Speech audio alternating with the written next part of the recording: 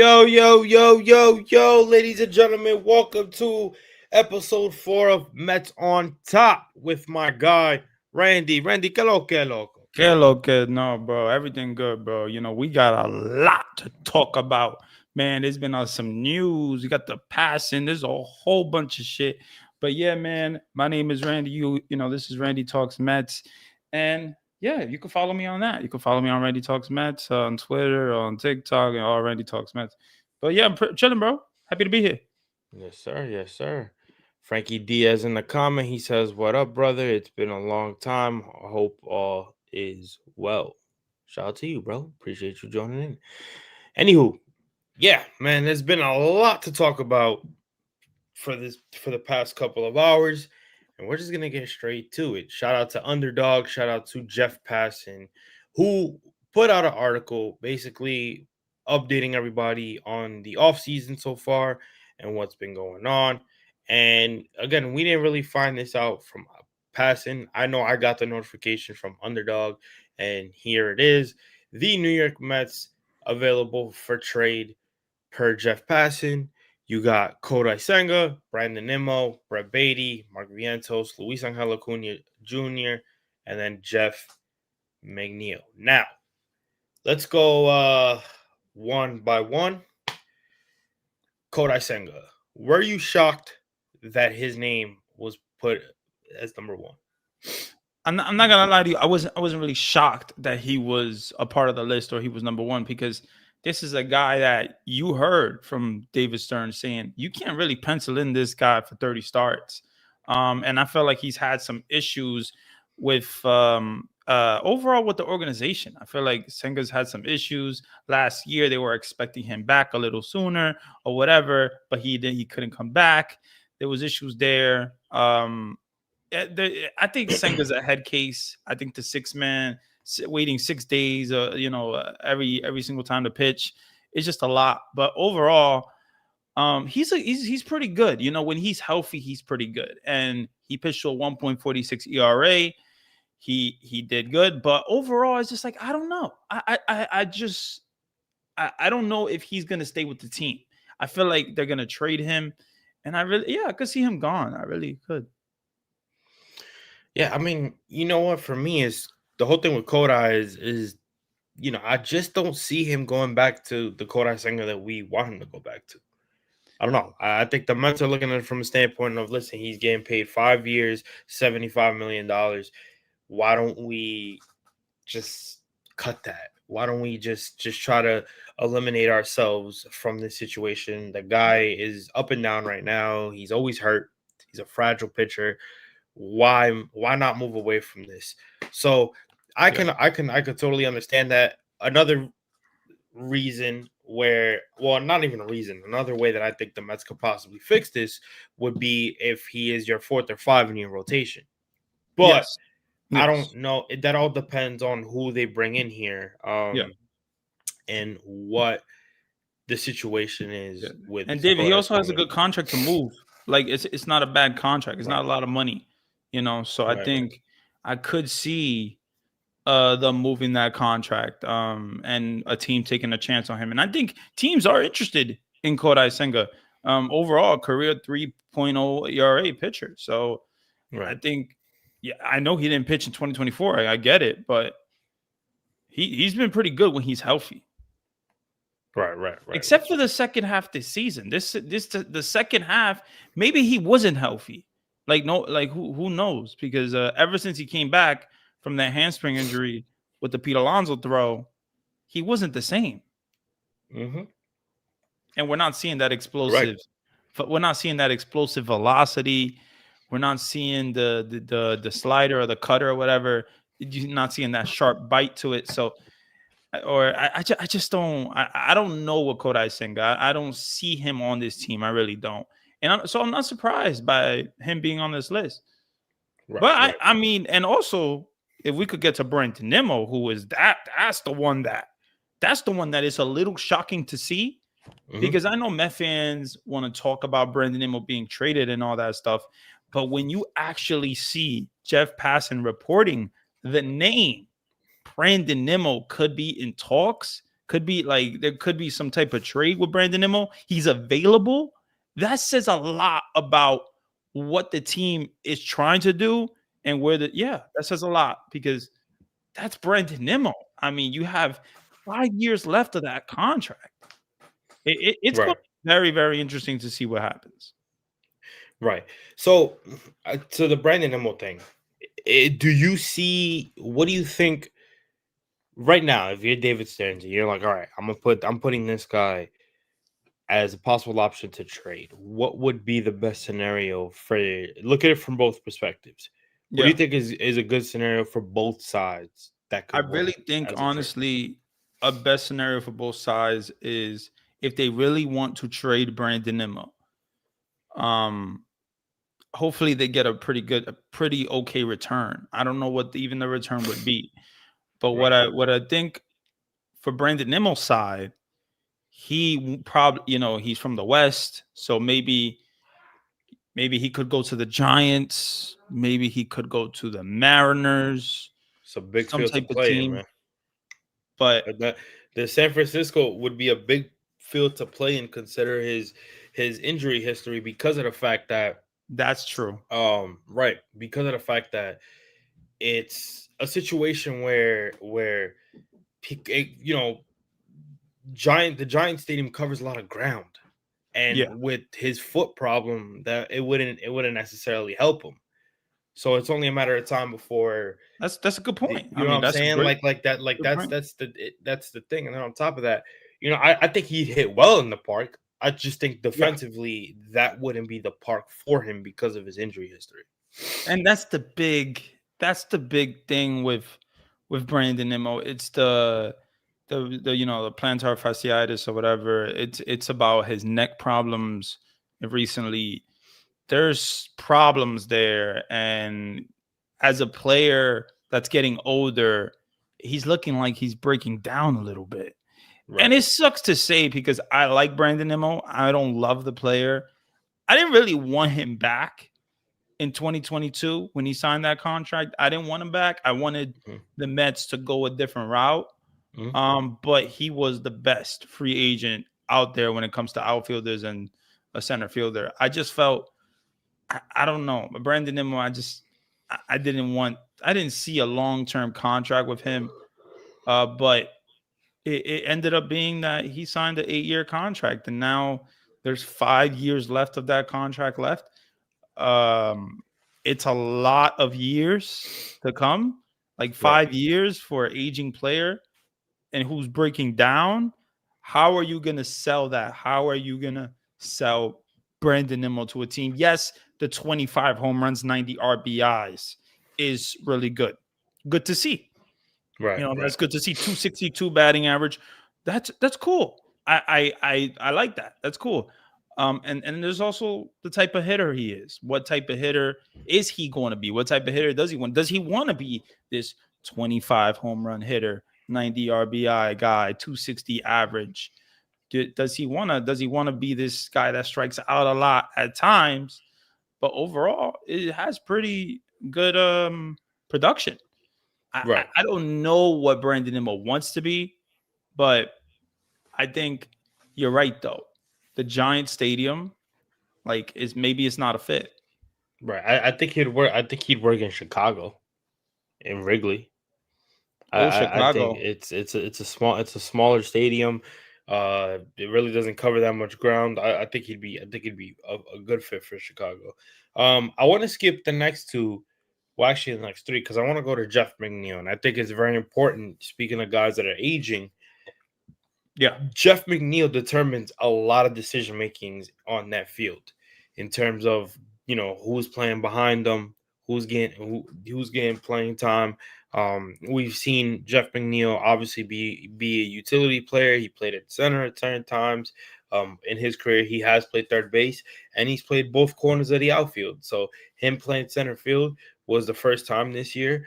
I want to go to a little article before I get your opinion on Jeff McNeil, and I'll put this up for everybody to see. So Will Salmon, the great Will Salmon, posted an article that said Mets Jeff McNeil drawing trade interest as he recovers from a minor procedure. Now, this was obviously reported uh, two a couple days ago, excuse me. And I didn't really get to see this, but I thought it was very interesting considering the fact that this came out on the 13th, and now David Stearns had or Passan had reported that they put him on the trade list. What the article basically just dumbs down the possibilities of them maybe moving him for defensive purposes, and I think it is a smart idea.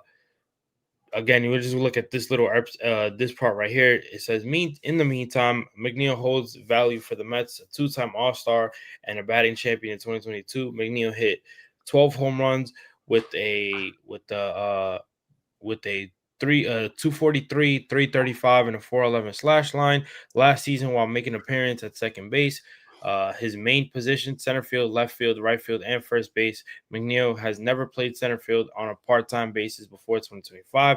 It was an area of needed for the Mets last season, but President of Baseball Operations David Stearns said Wednesday that McNeil was unlikely to see significant time there in 2026. McNeil, however, could be an alternative first base depending on how the Mets offseason goes and perhaps how Pete Alonso's free agency plays out. So you hear it there. You see it there. If they don't bring back Pete Alonso, there is a good chance Jeff McNeil could be playing some first base. And I already that just I almost want to just end the stream and go to sleep. Like that just irks me because first of all, I gotta give him his credit while I'm kind of going in on him a little bit. He did play a solid center field. I can't take that away from him. I was never comfortable with him being in center field. He's never played the fucking position to begin with. Center field is a different monster than playing both corners of left and right. If you know baseball, you know that you are the captain of the outfield and center field. You call the shots, you make the decisions unless it is told otherwise. That is a hard position to play. He's never done it. So for the Mets to just throw him out there and expect him to, be good, I think he was solid for what he gave us. But he hasn't been the same since 2022, and I think that's what fans are holding on to. They're holding on to the batting champion of 2022. They're holding on that he could possibly, reignite that. And I just don't think that's what it is. You're also talking about two young guys, well, three now, in Ronnie Mauricio, Luis Angel Acuna, and Brett Beatty, who play that position when they're up here. So you got a veteran like Jeff McNeil, who again really doesn't give you much offensively nowadays, even defensively. You just got to catch in spurts. For three young kids who have been in our farm system, have come up and have really, really make a name for themselves as their Major League Baseball careers keep going.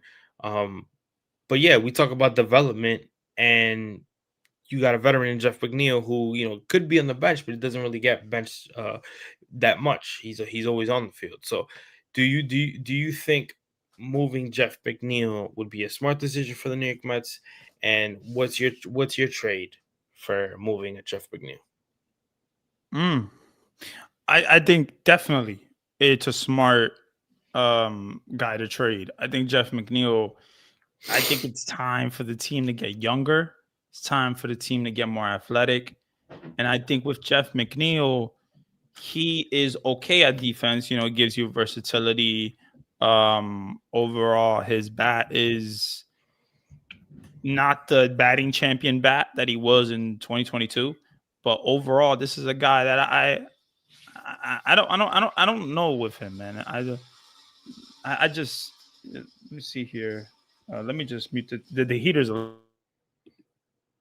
He got that project heat. He got that project heat, man. His yo, Randy got that project heat, man. Where it shit just pops up every hour. This shit just pops up every hour. That's how Randy heats his food up, man. He waits till the heater goes up and then he puts his food right there. No, he don't so use the stove. what it is like, you know how some places you could close the heat, and Right, like right, I right. could close the heat, but I had it open, and this shit just making a loud noise, so I closed it. But we good. But back to Yeah. Jeff McNeil. Jeff McNeil is a guy that I think needs to be done with this team. I think we need to move away from the Jeff McNeil. Okay. Just is an older player, and I feel like you got players like Jet Williams, that maybe could get a possible call up or something like that with the majors, and I think he could be some type of fit. You also maybe you get another third baseman. Maybe you get an Alex Bregman or somebody like that, and you put Brett Beatty at second base. Who knows? Who honestly knows? But I think with Jeff McNeil, it's time. It's time to get rid of him. And the trade scenario,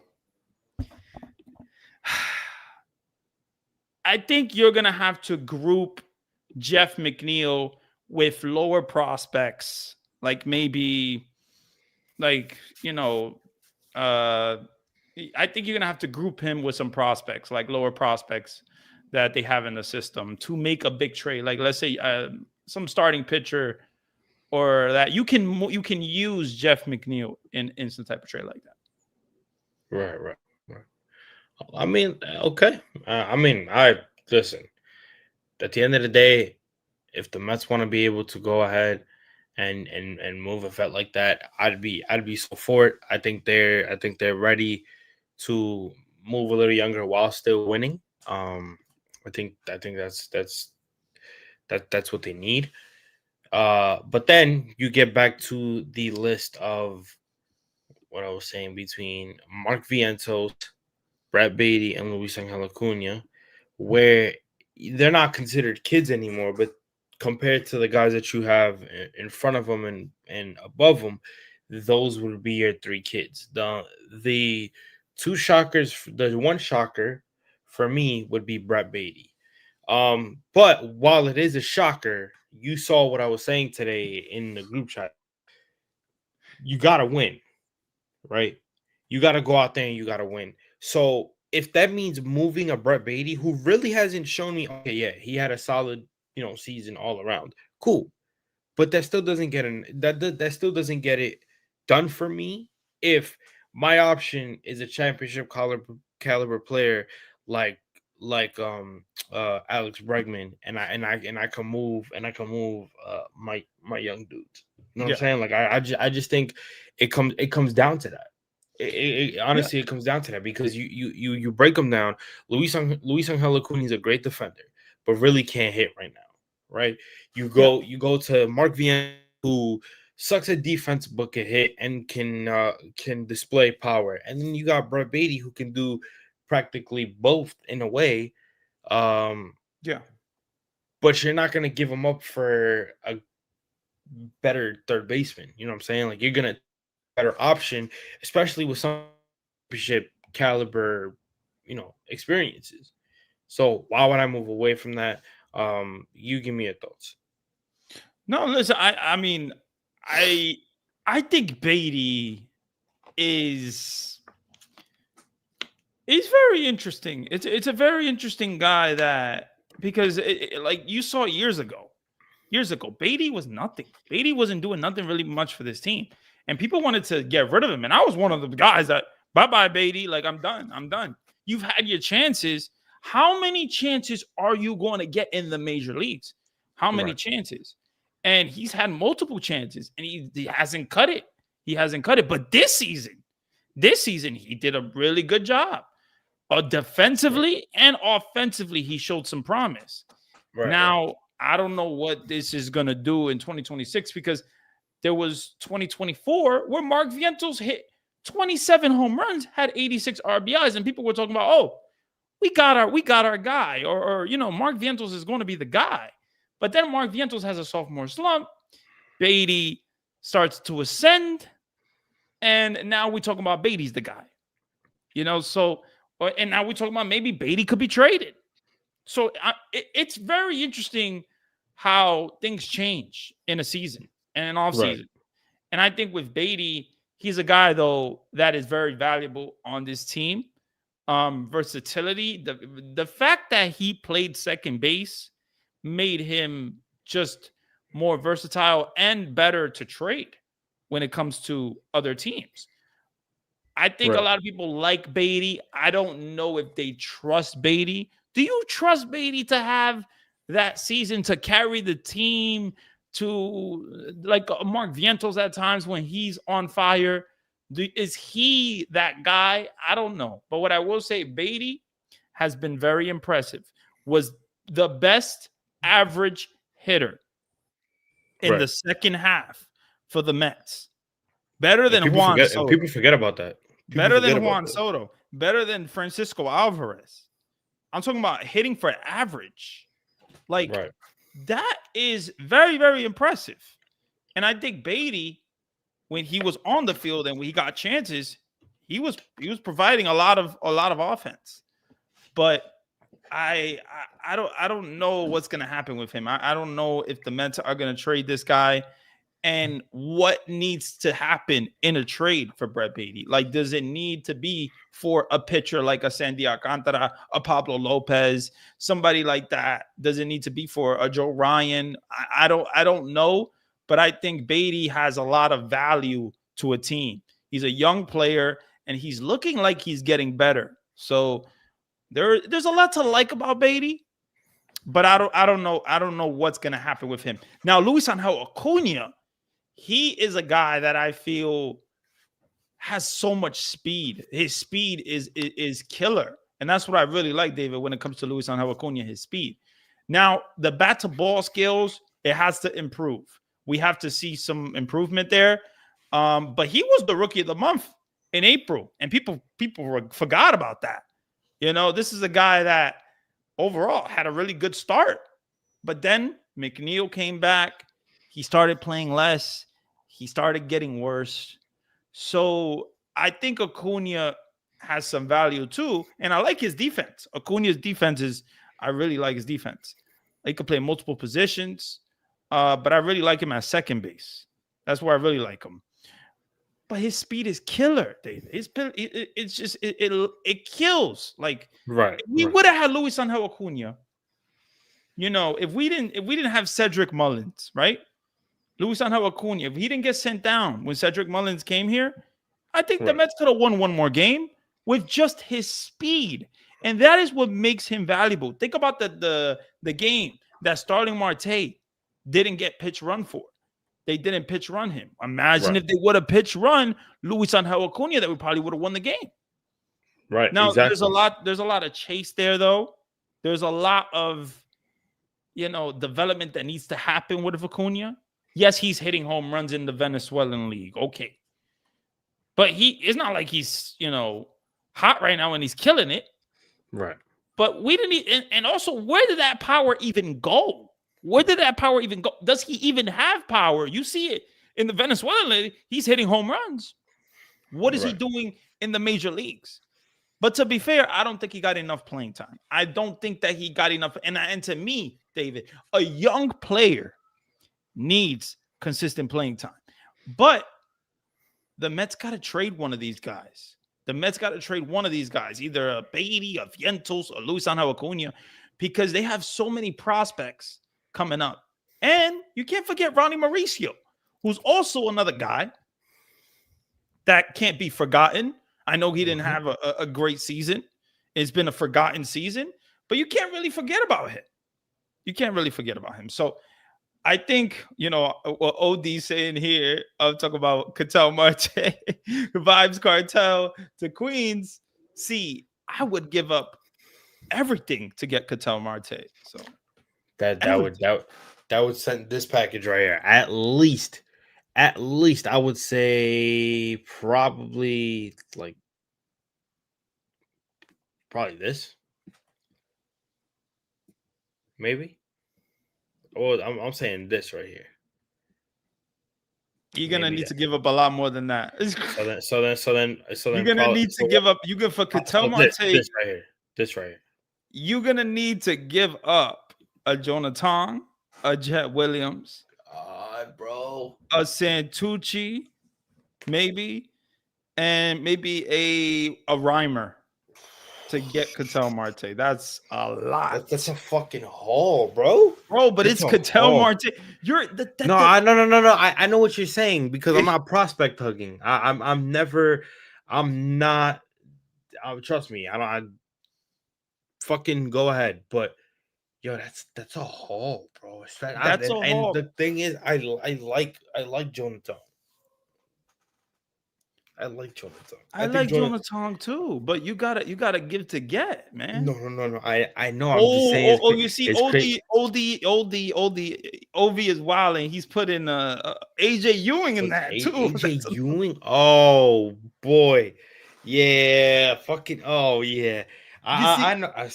you see, that's the thing about Jet Williams. I like Jet Williams a lot, but if we trade Jet Williams, I think we're gonna be fine because we got AJ Ewing. Me personally, that's what I think. I'm not trading Tom. John Toronto says I'm not trading Tong. Yeah, I mean, listen, Tong But right now. we talking about Ketel Marte, guys, for the next like 5 years. Yeah. He has so much control. He has a great contract. You're getting Is Ketel Marte, one of the best second basemen in the game. He's been doing it consistently. Is there any way that if they were to do that trade specifically, right, for Ketel Marte, can they add a starting pitcher to that? Or it would have to be just straight for straight. You think it's gonna be straight just for Ketel Marte? What you mean, like straight prospects? Yeah, like I'm saying, like you see how you okay, so the trade would basically be what Tong Ewing. Ovi is saying Ovi Tong. said Tong, Ewing, Beatty, and Peterson. Okay. Listen. I would do that trade in an instant. Instant. Okay. If that's the trade, why wouldn't you do it? You're getting Ketel Marte. Like, it's like, come on, man. Like, he's just a proven guy. There's just a lot to love when it comes to Ketel Marte.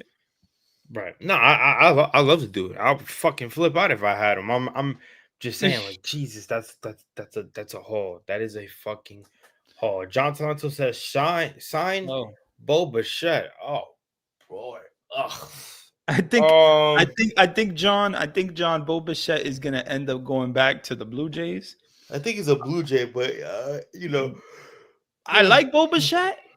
Defensively, he isn't the best, but I do like Bo Bichette. I think his bat is really good. I mean, David Stearns is preaching run prevention, and he's the total opposite. So. See, that's the thing. Run prevention. Yeah. Eva is in the building, and she says, "My fear with trading all these guys coming to the Mets and not performing just like Siri. I know what she said. She said, I know he wasn't great to begin with, but still, and of course, the guys we got at the trade deadline, still would take the chance." Okay. Yeah, but we're talking about Ketel Marte and Jose Siri. I mean, Ketel Marte is hands down an amazing player. Jose Siri is nothing. He's really nothing. I think Ketel Marte.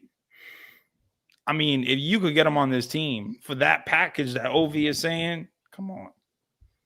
Yo, son, Ov, I have not slept all day, son.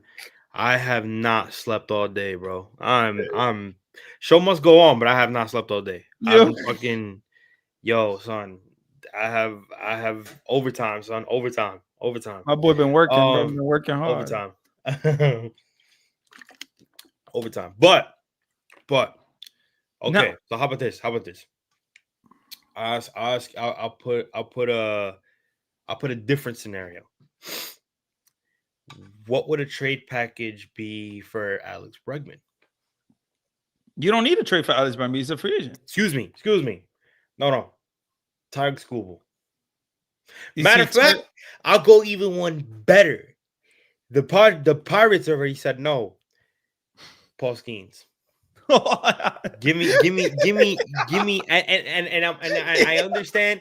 I understand we're talking about the actual scenarios of Yo, stuff happening, but I want to see it. I want to know no, what listen. your I thing mean, is. listen. I get it. Well, you're gonna start with McLean. It's gonna start with McLean. You're gonna go McLean.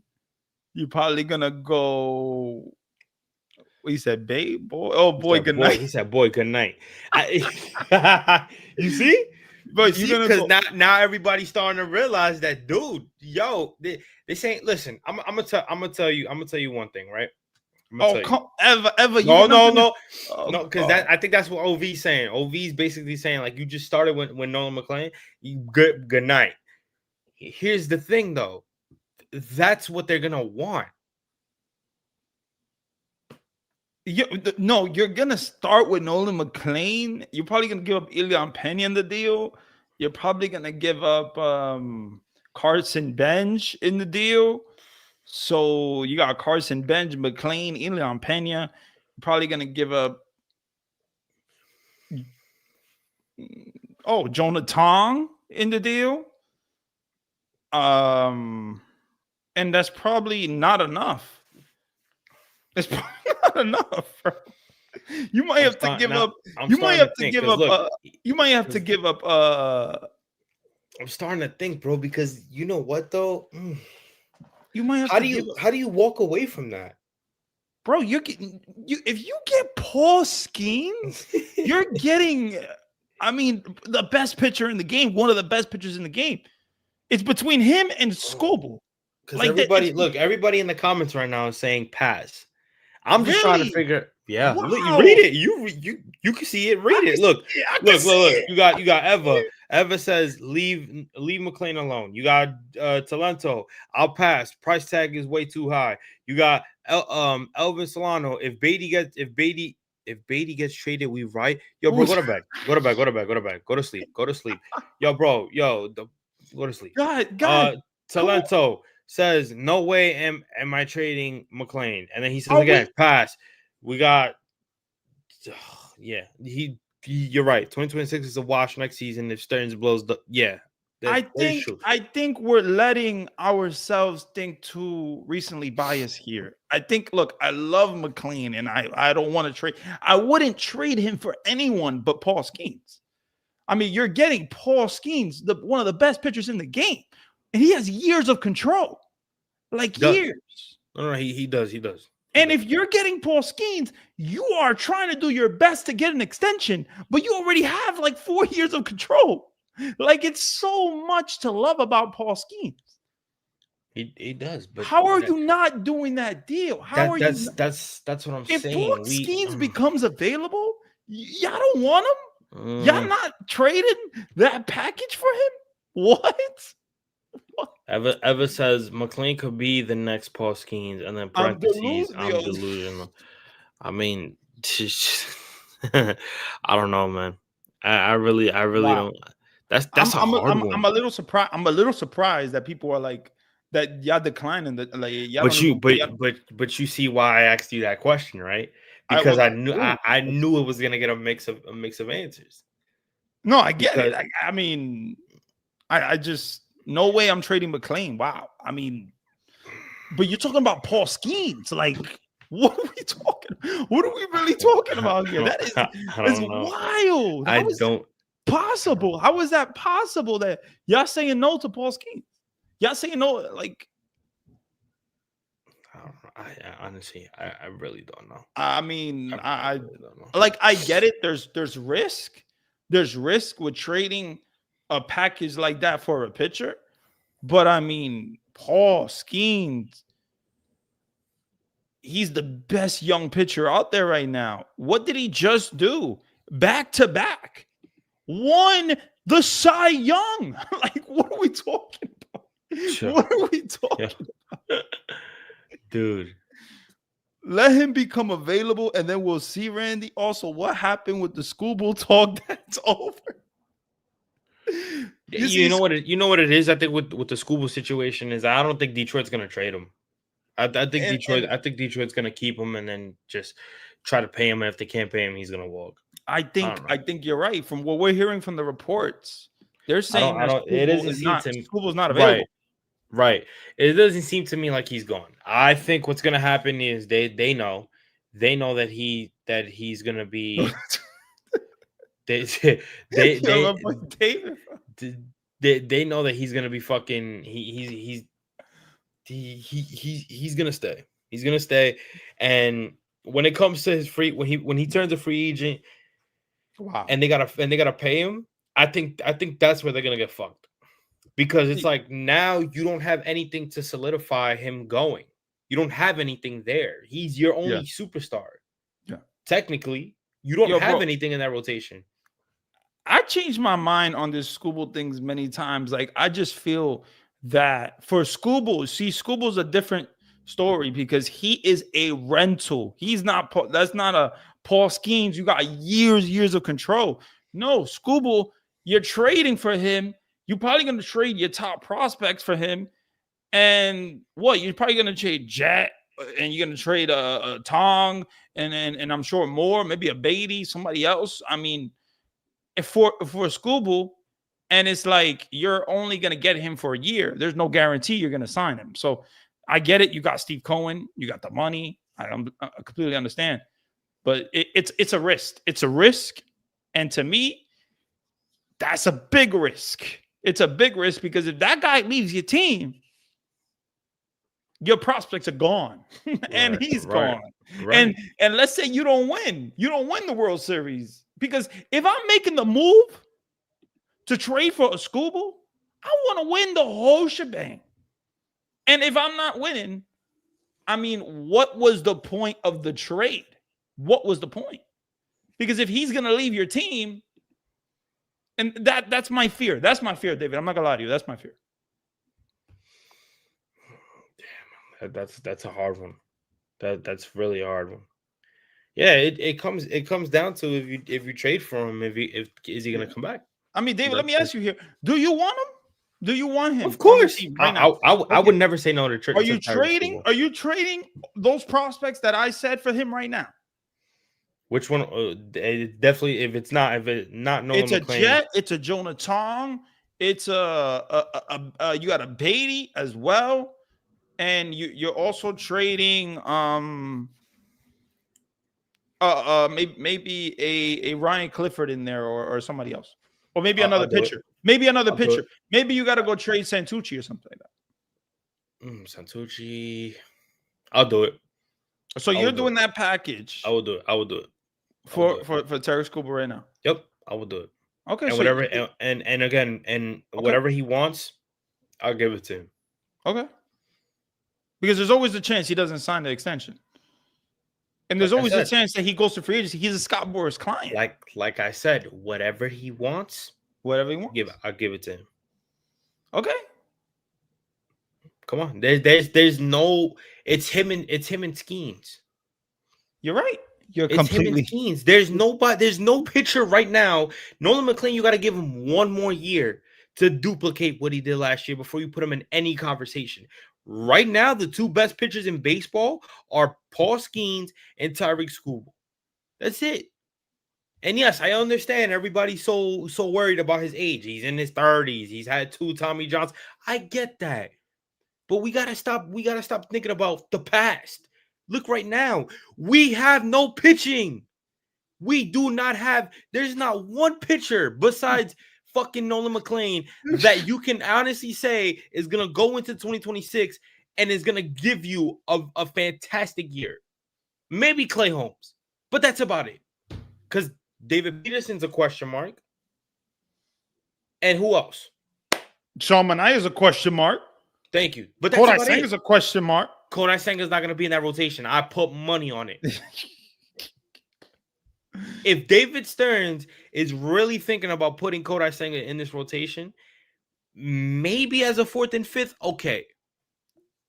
But if he's on your number 3, God bless everybody's soul. That's all I'm gonna fucking say. Our rotation is not as good as people think it's gonna be because you got question marks already. You don't know what year 2 of Clay Holmes is gonna be. You don't know if Sean Manaea is ever gonna return back to form. You don't know what Kodai Senga is gonna give you. Correct. And again, if somebody wanted to make the case that Nolan McLean is a question mark, I wouldn't be mad at that because we only got 1 year. We only got a sample size. Again, there is no confidence with this starting rotation going into 2026, and that is a fact. I dare somebody to tell me that I'm wrong. But are you willing? Like, well, I mean, you said you're willing to make the trade, Yes. but let's say you don't sign an extension with Terry Skubal. How are you gonna feel as a Mets executive? I mean, listen, you take your hits. You take your hits. It's a gamble. And you take It's a your gamble. hits. You Okay. take your hits, or this is Okay. what you do. If you don't get Scooble because you're like, no, we rather just get him in free agency, then you go get one of the pitchers that are in free agency now. Yeah. Go get yourself a Framber Valdez. Then, if you want, next year you sign Scooble, and guess what? Your top three, you're talking about Valdez, Scooble, and Nolan McLean. You're right. And then what? Your fourth and fifth could be what? Jonah Tong and Clay Holmes? Are you kidding me? And this is why I want to wait. I want to wait for Terry Skubal because I think they can sign him in free agency. This is why I want them to wait because you don't have to give up your future for a rental. You want to know what the scary part about all this? He could sign an extension. Not even that. You ready for the big bad thing that I don't think anybody's talking about? That there's no baseball. No. I mean, yeah. Let's not forget about that. No.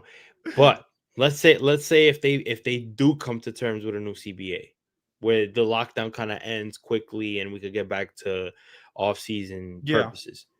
The fucking Los Angeles Dodgers still have money to sign this motherfucker. Yeah, okay. That's the fucking scary part. Okay. Is that they can fucking sign this motherfucker and he can possibly go to the fucking Dodgers. And now you're talking about a bunch of motherfuckers taking their bags and saying, I am never watching baseball again because this fucking organization finds ways to steal the best players. So you're talking about a rotation of Ohtani, fucking Roku Sasaki if Sasaki doesn't close and he sticks as a starter. Yamamoto, Tyreek Skubal, and Tyler Glass now. You forgot Blake Snell. And wow. How did I forget about fucking Blake Snell? Wow. Yo, these motherfuckers are on their shit. Yo, this is why I don't hate them. Everybody hates them. This is why I don't hate them. Why? Because they're doing shit the right way. Besides the deferrals on the contract, with you say what you want about them, they're winning. If the Mets would have did that shit, you know how much shit we would have got our way? Oh, yeah. I can't hate, bro. I can't hate. They found a way to fucking win. If Skubal goes to the Dodgers, it's done. Baseball is cooked. It's fucking done. David Stearns, if that was to happen, David Stearns would have to fucking go, yo, any prospect that you want, Pittsburgh, take him.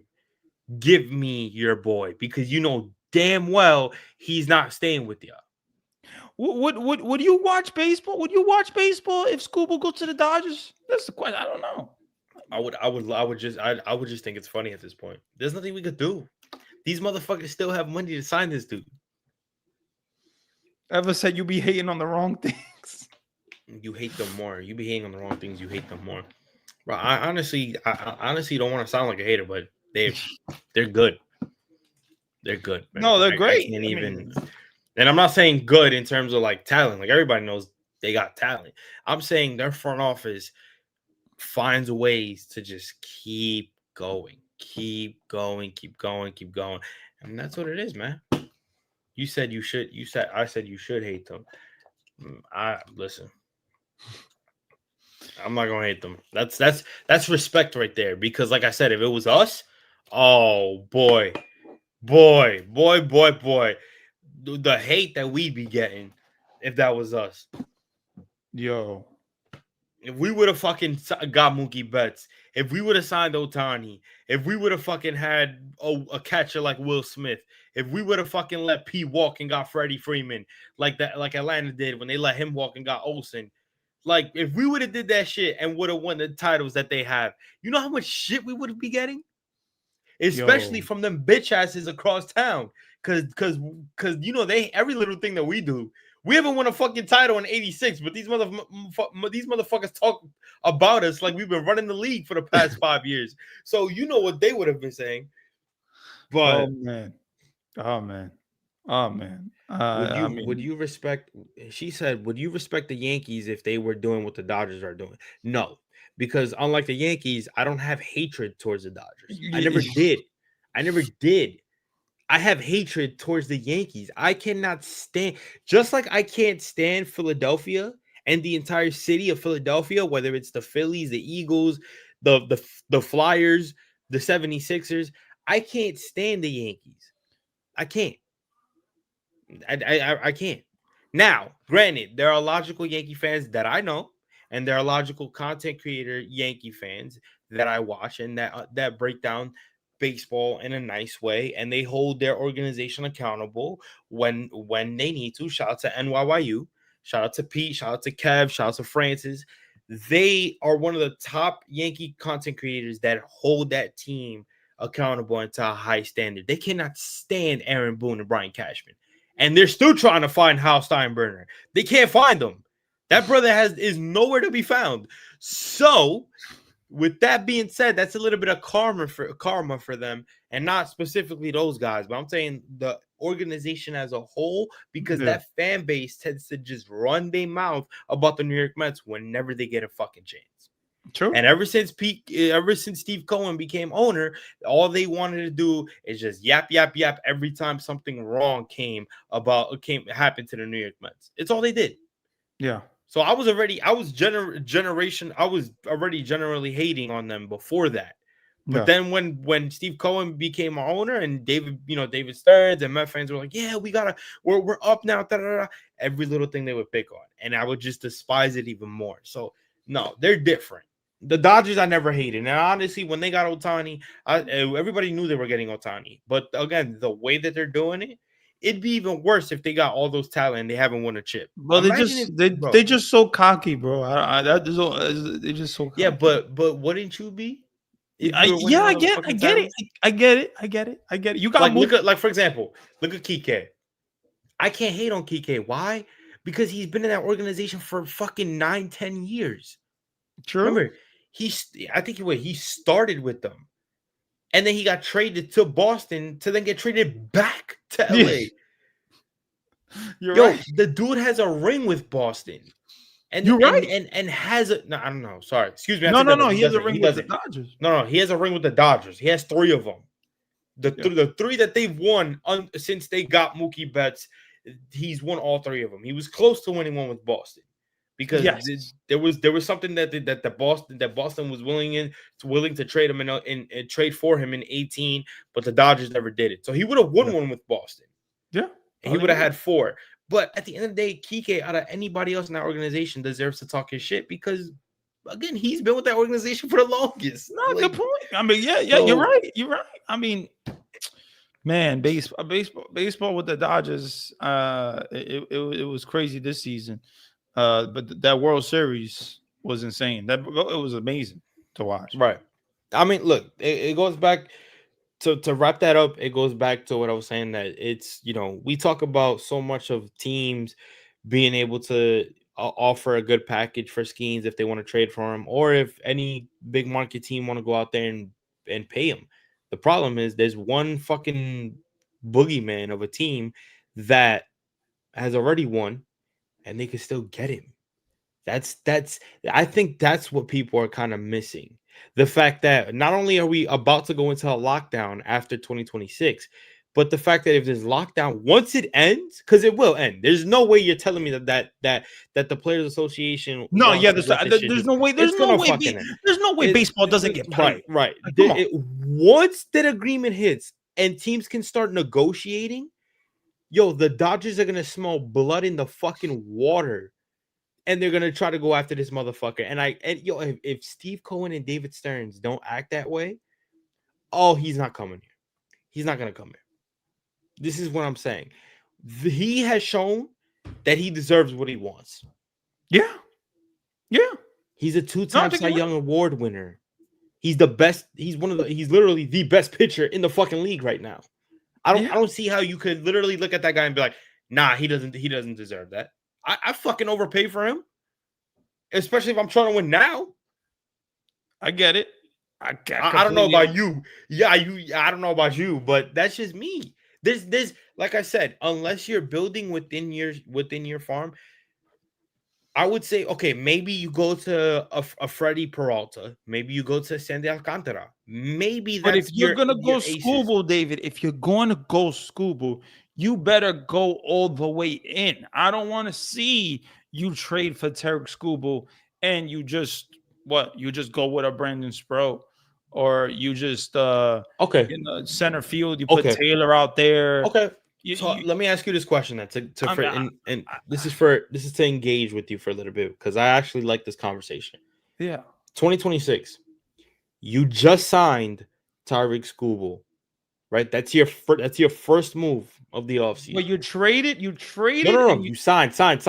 You signed. Let's say you didn't trade for him. oh, Let's say you signed 2020, him. but he's not a free agent. I thought he was a free agent after 2026. 2027, 2027 is a free agent. Also, he's not after the 2026 season. He doesn't become a free agent. He has another year after that. After the 2026 season, he He's a becomes a free agent. free agent in Right. 2027. Right. So that's what I'm saying. So once that season is done, and he Once becomes a free agent, 2026 is done. right? He Okay. becomes a free agent, right? Yes. Right. So that's what I'm saying. So once, let's say you sign him, let's say you got him, you're the Okay. winners. What is your next move to Well, make this rotation better? see, that's the problem that we don't know, because 2026, we don't know what we did in 2026. So it's hard. Okay. Like, I if see you what give you're me a scenario where we did something in 2026, then I can go off, on. Okay. off that. Okay. But Okay. That would make more it's a sense. little too hypothetical Make more because like sense. you don't know what the Mets did in 2026 to help that rotation. Right. Okay.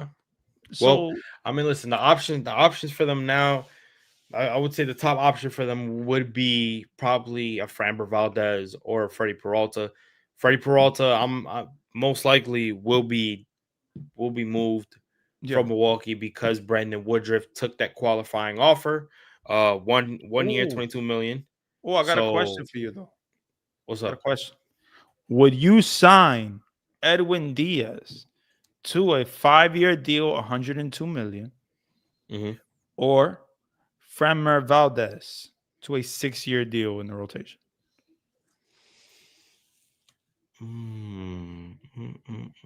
You got to pick one because you cannot. You're not getting both.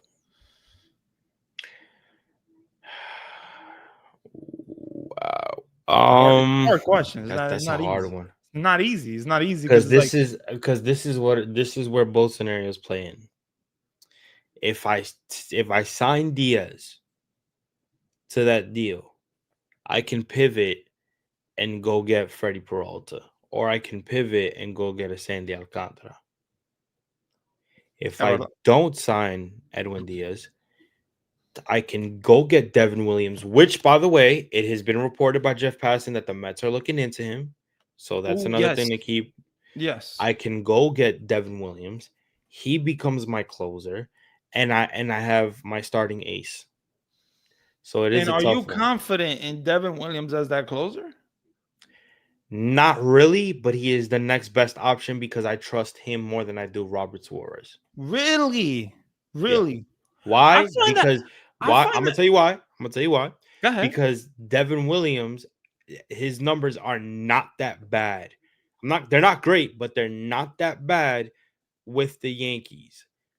Okay. So I'd rather deal with the devil that has already pitched here before than somebody that, even though he is in a big market, he has been shaky the last 2 seasons as a closer for the San Diego Padres. You know how many Yankee fans didn't want to see Devin Williams in the 9th inning? A lot of Yankee fans. Right. But if you talk to a lot of Yankee fans that cover the team, they said he actually performed better than what they expected.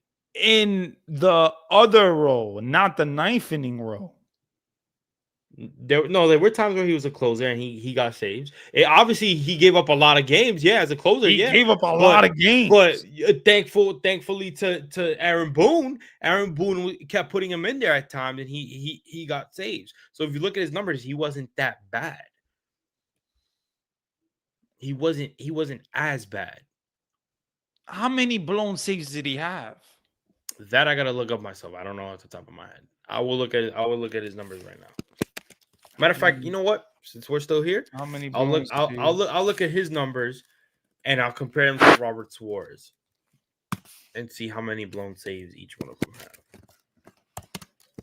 have. AI said he had a significant number of blown saves.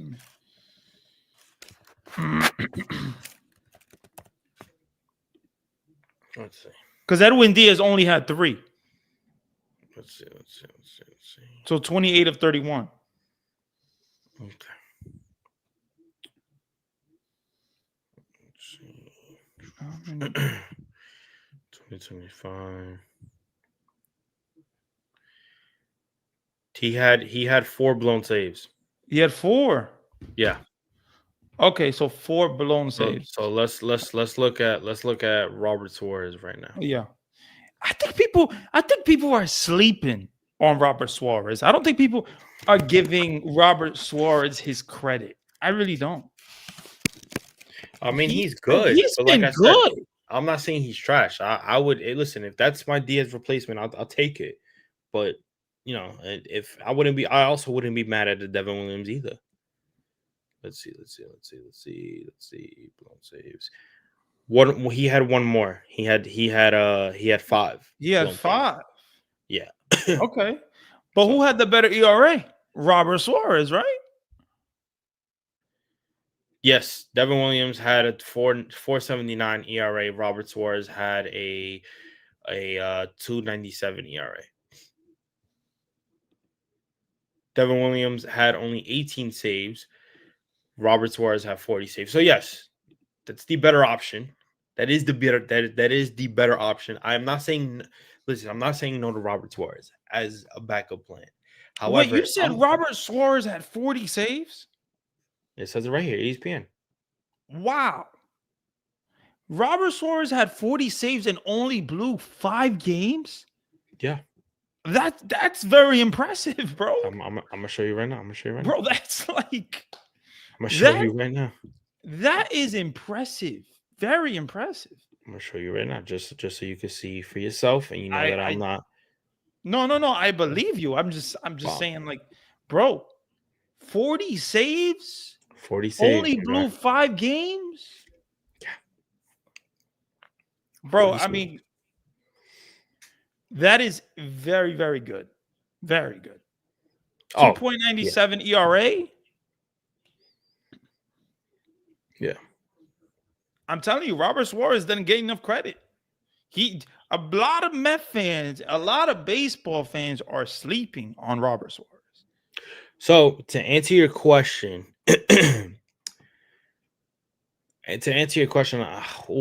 goddamn, even after thinking about it, I still can't. You know what it is? I love Diaz so much, man.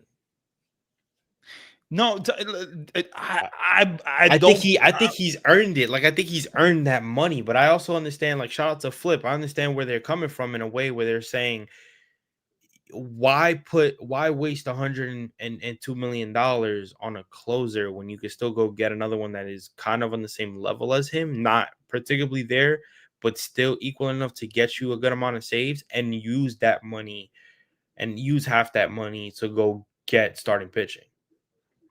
I see the point, and I love Diaz. I feel like he's so important.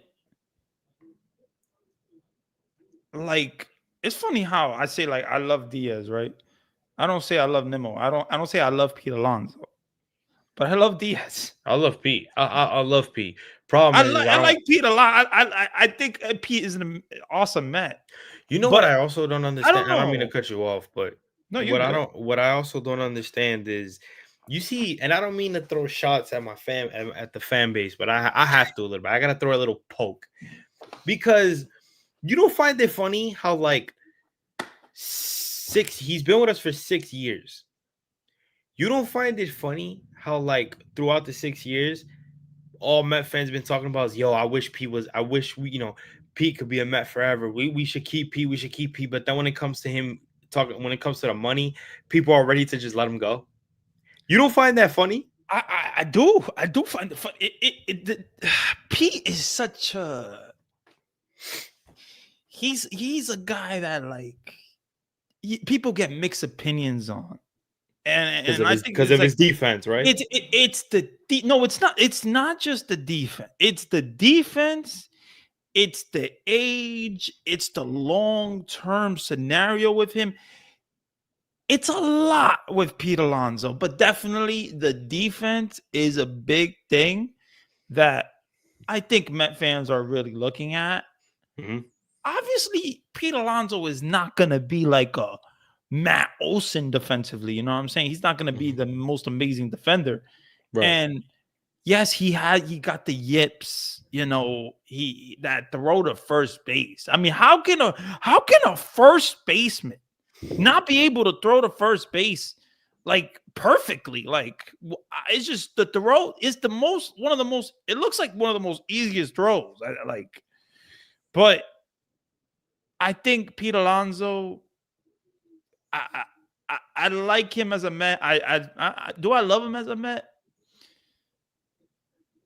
I don't know if I love him as a Met. I love what he's done, but I can't say I love Pete Alonso. I just can't say it. I don't know why. That's just me. But I think Pete Alonso is very important to the organization, and we need him. We need him. But they're not a lot of fans are what you're saying, like they a little flip-floppity because they don't want this guy for so much money. They don't want this guy for so much years. Yeah, it's a tough scenario. I don't know. To me, it's just weird. It's like all of a sudden now, when it comes to giving him his fucking money, it's no, we shouldn't bring him back because he's a bad defender. Meanwhile, we just lost the second best option. I think it's the years that's the problem, David. I think it's the years that there's some disconnect. Yeah, but then it's like, bro. So then, all right. So then let's put Mark Vientos in first base. I mean, it's a thought that was, I think from But you see how you just laughed? You see how you just laughed, right? Yeah. Now, if we were to go to the list of free agent first basemen, matter of fact, again, let's go. Let's do this. Everybody's here. Shout out to the 175 that's in here. Y'all watching this? Y'all watching this? Y'all about to see what the fuck I'm about to do, because again, these conversations be stupid. These conversations just be y'all be saying shit out your ass, man. I swear to God, man. Like a month ago, everybody was like 2 months ago, everybody was like, yeah, man, we gotta keep Pete. We gotta keep Pete, man. And all of a sudden, now when it comes to what he wants, it's like, nah, let him walk. Okay, yeah, let him walk, and then find out what other fucking options we have. Okay. David, let me ask you a question. Are you going to sign him for a 7-year deal? Hold up. Look at the list. Look at the list. Look at the list. We just lost here. We just lost the second best option that we had in Josh Naylor. He's back in Seattle. Is there anybody from Ryan O'Hearn down low that you would say, yeah, I definitely sign him over Pete Alonso because Pete Alonso is not worth all that money and his defense is nice? Okay. There's no one on that name that I'm gonna say I'm gonna sign him over Pete Alonso. There is no one on that list. Okay. I do like Ryan O'Hearn. I think he's good. I think he's a really good defender. But he's not Pete Alonso. Pete Alonso is one of the best sluggers in the game. Like he's only one of 6 players who had 80 extra base hits in 2025. He's a very impressive guy. He's very impressive. I want him back. Do I want him back for 7 years? No. Let me ask you a question. Do you think negotiations are gonna go up to 7 years? See, this is where No, I'm telling Met no. fans, why do y'all think because the brother wants 7 years that's exactly where everybody's been saying there's not one team that is gonna go out there and say we're giving you 7 years. It's not gonna happen. I'd be shocked if the That's Mets said, "Yo, we'll give you 7 years." Now, while I say that, you know why it's not gonna matter to me like that? Because it's not my fucking money. I get it. It's not. And I I'm get not it. yelling at you. I'm just yelling at this No, no, no. notion Yell that at this me. Yell fan. at you. Can yell at me. You can... I'm yelling at the notion that this fan base is like, that's too much money. Oh, I get it. What is it affecting you? No. Okay, got it. You're overpaying for a guy that's in his 30s. He's 31. I get it. By the time he's gonna be 38, by the time that contract is done, I get it. Yeah. But there's an option for him. You have a conversation with him and be like, "Yo, you want you 7 years? Cool. Understand that you're gonna have to become a free agent after a certain age. If he doesn't want that, considering that we're still giving him what he wants, walk away. Then I'll be valid to be like, yo, walk away. Walk away. Mm, That's it. The mm. problem is whether you walk away or not, we don't have better options. We don't. You're So right. whether this team likes it or not, they're gonna have to pay him close to what he wants because the options that we have to replace him are not that good. I guarantee you, if they don't sign P and Mark Vientos or anybody of this list is chosen, yo, What Met if, fans are going to burn City Field down to the ground, and I mean that. I David? absolutely mean What that. about this? What about if you lose Pete Alonso to the Boston Red Sox, but you sign Cody Bellinger and you sign Akamoto, who is the Japanese first baseman, third baseman? He's the guy. What if His what if defense is what if you do that? What if you got Cody Bellinger for years and you got Akamoto? Is that better? that's okay. No, that's better. It's That's better. and Here, you're bringing back but Beatty to be your third baseman, I guess. have we not said though that Akamoto's defense has been suspect? No, we said Murakami's defense. Murakami. Okay, excuse me. Akamoto. So you know better. You know better about the Japanese players than I do. What do you know? What do you know about Akamoto's defense? Akamoto's a really good defender. His best position is third base, but he's a really good defender, and he has really good bat to ball skills. Okay, so my question to you is, what's that contract looking like in your eyes? If they're done with Pete, if it comes out right now that the Mets are done negotiating with Pete, Pete's not coming back, and they're looking at Akamoto, what do you think they'll offer him? Like, what do you think the projections could be? I forgot what was the projection, but I think it wasn't a lot of money. I think it was like less than like 20 mil a year. It was like, was it 18, 16? I forgot what exactly it was, but it was less. It wasn't like a big projection deal. I forgot. Let me see if I can find all I know is this. They could get Bellinger, and you can have Soto at right. You could have Bellinger at center and Brandon Nimmo at left if Brandon Nimmo doesn't get traded. Akamoto is 30 years old.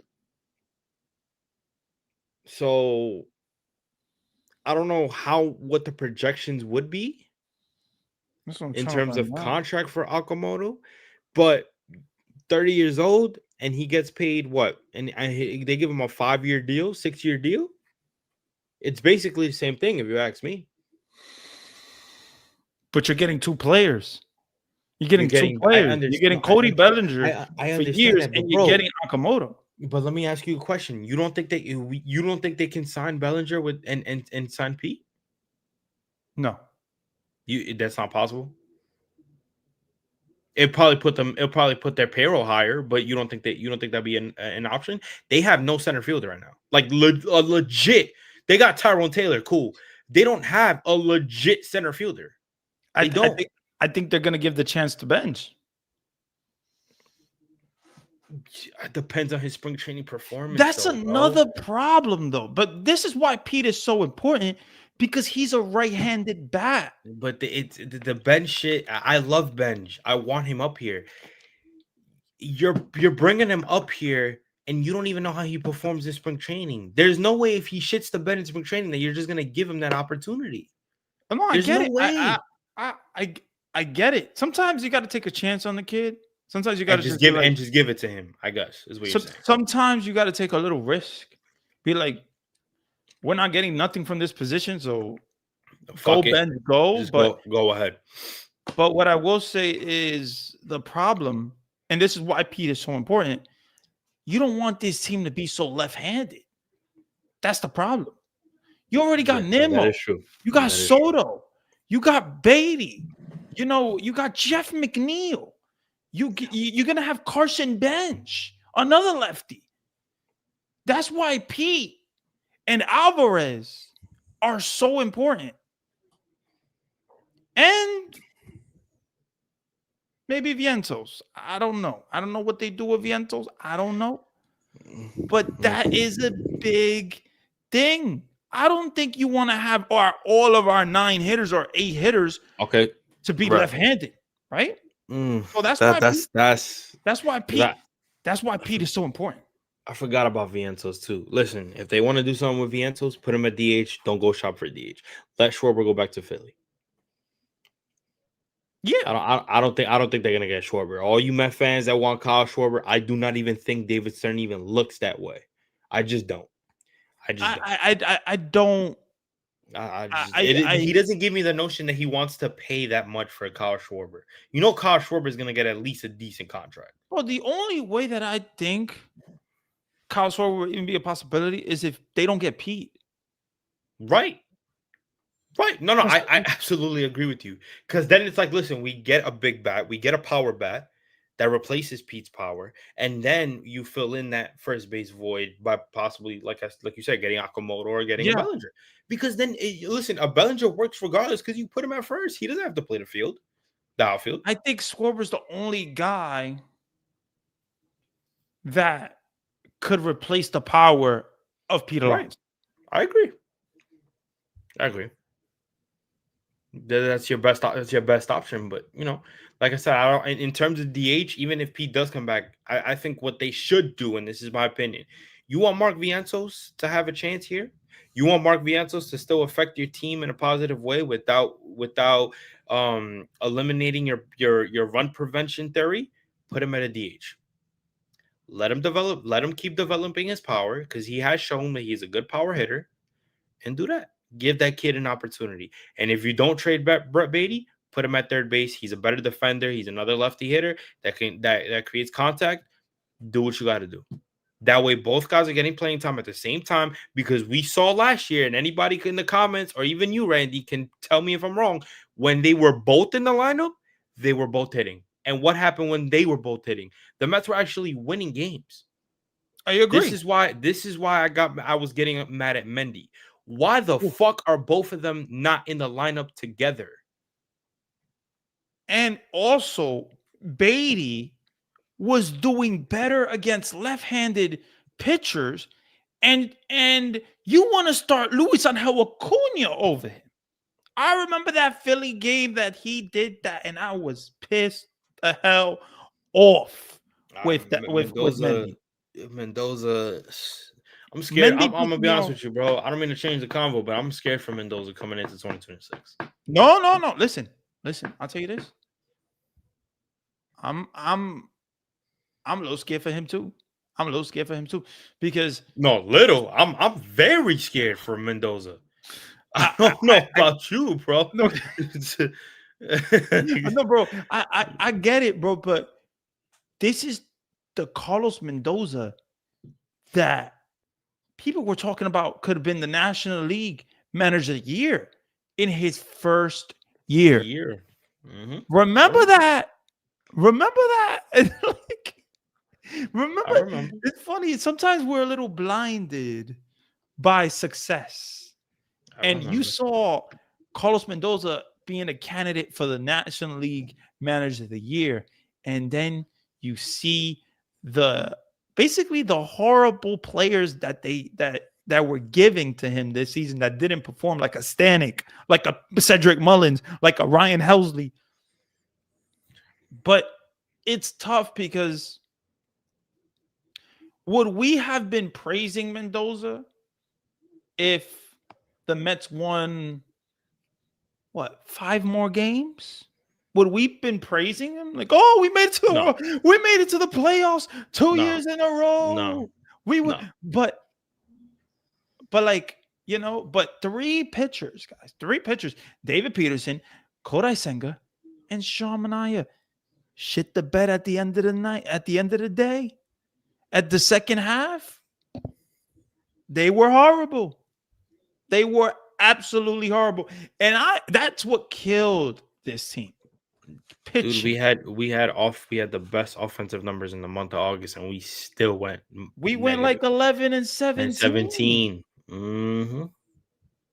That just shows you how important pitching is. I like Mendoza. I do. But I was ready to walk away from him. And I was ready for him to be fired last season. I wasn't. Listen. After this season, I was ready for him to be gone. Right. I think 2026 is where him and David Stearns are gonna they're gonna really get evaluated by Cohen and be like, yo, y'all gotta go. I can't have that. I can't have this. I can't. I wasn't mad that I wasn't mad at when he did his end of the season press conference and he said that Carlos Mendoza was gonna stay. I wasn't mad. I knew it was gonna happen.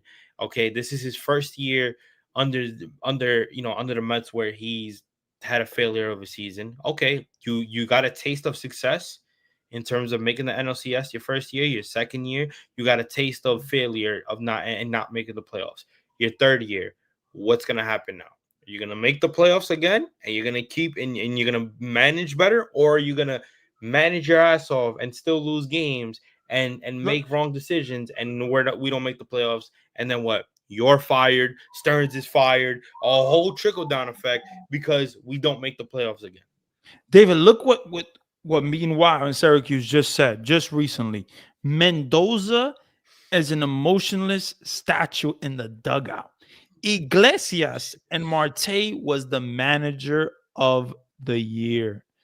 I also think JD Martinez was the manager of the year, to be honest, because I agree with that. They added so much magic to that team in 2024. But JD Martinez was a big part of that clubhouse. Yeah. That's a big thing. It's a big thing. I feel that some people we're blinded by success, right? Sometimes we're blinded by success. But really, the Mets had a magical year in 2024. But was it because of Carlos Mendoza? Was it? Was it just because of Carlos Mendoza, or was it because of Jose Iglesias, JD Martinez, all these players? Was it because of those players? Was it because of the team meeting that Francisco Lindor called himself? Well, I don't know. That's the thing. We'll see.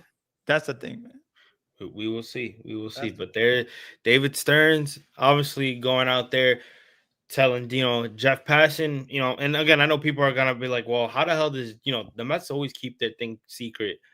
How does Jeff Passan get this? Well, it's obvious that Steve Cohen and David Stearns had a conversation and they trust Jeff Passan because Jeff Passan is one of the top reporters for baseball. So obviously, he always breaks most of the trade or signing news. Is obviously Ken Rosenthal does as well. Certain other reporters do as well. But Jeff Passan is like the main guy. So they trusted him to tell them, to let them know, what their deal is so far and what their plan is so far in the offseason. And you got that list. And again, I'll read it to you. You got again, Kodai Senga, Brandon Nimmo, Brett Beatty, Mark Vientos, Luis Angel Acuna, Jeff McNeil are all available for trade. Do they get traded? That is still to be determined. Who they get traded for is the question that I think people tend to just throw hypotheticals on, and rightfully so. But there are a lot of shocking names on this list. But the one thing that I'll say before I give Randy the floor to say his final take is that I like the fact that so far he has lived up to his word in terms of urgency. Now, I say that to say it's been a small sample size. And I've criticized David Stearns for the past couple of months. I don't care about how you feel, what you could have did better, what you need to do better, what your mindset is. I don't care about none of that. I would have respected David Stearns even more if he didn't even do that press conference. If he would have not said a word and he would have did this. Because you know what? At the end of the day, Actions. I don't exactly. Met fans are tired of having to hear the same thing year after year after year after year and having to see the same old press conference from a GM or a president of baseball operations having to explain to his fan base why they didn't make the playoffs and why things went wrong. I would have respected it even more if he would have not even did that press conference and made himself look like an idiot and just did what they did. Now, while I hold them to a high standard, and yes, actions, I want to see you do what you got to do. I want to see you adapt. I want you to get out of this small market mindset that you have and go push the buttons. Be aggressive, like you said you were going to in your press conference. Show urgency, like you said you were going to do. So far, he's shown a little bit of urgency by restructuring the coaching staff, cleaning house. That's step one. Step two was this right here. And although it is not everybody, names that they have held to a positive light, like Kodai Senga, who he had just mentioned in the GM meetings a couple days ago, that he still sees an opportunity for Senga. Brandon Nimmo, who he has said multiple positive things about. Brett Beatty, who we've all said, yo, could possibly be the starting opening day third baseman for the New York Mets going into 2026. Mark Vientos, who he had just said that there's a possible opportunity in terms of offense for him, not defense. Notice that, by the way, for everybody that didn't really pick that up. Notice how he only spoke about his offensive side and not nothing about defensive side. Luis Angel Acuna, who they've been given multiple opportunities to, and then a veteran, a former batting champion like Jeff McNeil. The fact that those guys are on that list says that now the time for talk is over. He needs to. He's starting to push the aggressive button little by little. Let's see if they can get something done with those guys. It may not beat everybody, but at least change in a certain way is starting to come. And so far, he's been proving me wrong. Still has more time to go. But again, the offseason is a long way down. Let's see what happens in the winter meetings. We still got more times. But so far, I'm okay with what he's doing. But he needs to get a different approach. Because I'm going to say it again. That small market mentality, it's not going to work in the big market mentality, brother. It's not. Milwaukee fans might be okay with just making the playoffs and never winning a ring. Met fans are not.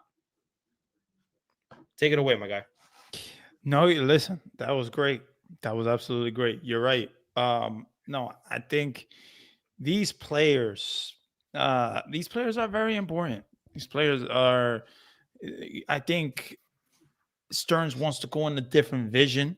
He wants Right. to fix this team a different way. Go away from a Brandon Nimmo. Go away from a Jeff McNeil. Go away from these type of players because I think he wants to get younger. I think he wants to get more athletic. I also Right. think he wants to give these prospects a real chance, like a Carson Bench.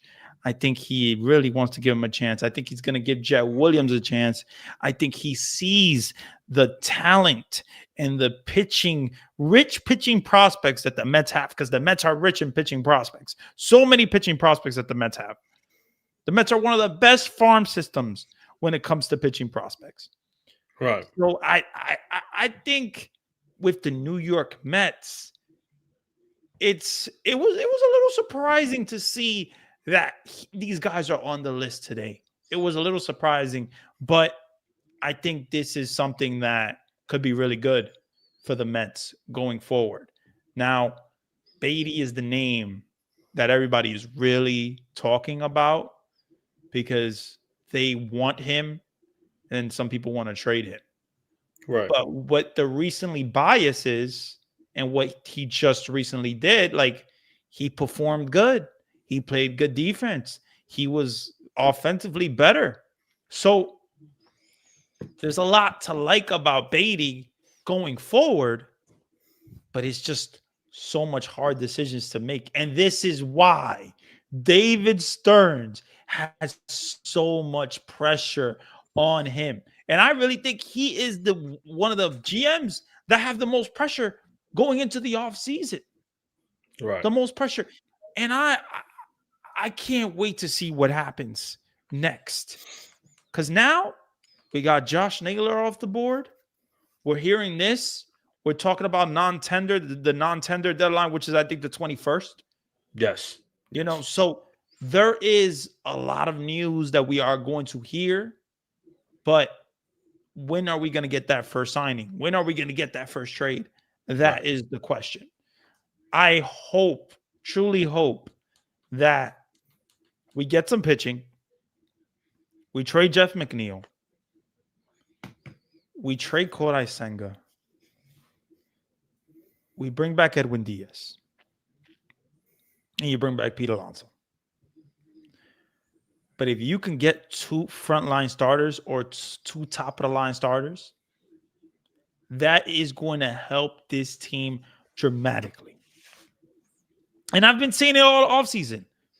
I think that they have to trade for one and sign one. I don't think you're going to be able to trade for 2. But we're going to hear, guys, we're going to hear so many intriguing names. So many more. So we'll see what happens. But hopefully you enjoyed this episode. You can follow me on Randy Talks Mets. On Randy Talks Mets here on Twitter, on YouTube here, and on TikTok. We everywhere, baby. Yes, sir. And you can follow me at Top Bunk Sports on X, Instagram, TikTok, and YouTube. Make sure you guys like, share, follow, and subscribe. Shout out to the 243 that is in here watching. We appreciate y'all taking the time to vibe out with us. You know, hopefully the dialogue. Damn, I almost don't want to end, David. I almost don't want to end. So keep going. Yeah, man. There's a lot to talk about, man. Again, glad that little by little things are starting to pick up. We got a long way for the offseason to go. Let's see what decision makings they do want to do, and let's see if anything comes out of there. There's a lot of different trade scenarios that could work for the Mets, and obviously a lot of them revolve around what Pete Alonso is what he's gonna do, what his decision is. So we will see. But until then, catch us on the next video, and yeah, man. Y'all have a beautiful Tuesday, and we'll catch you on the next one, man. Peace out.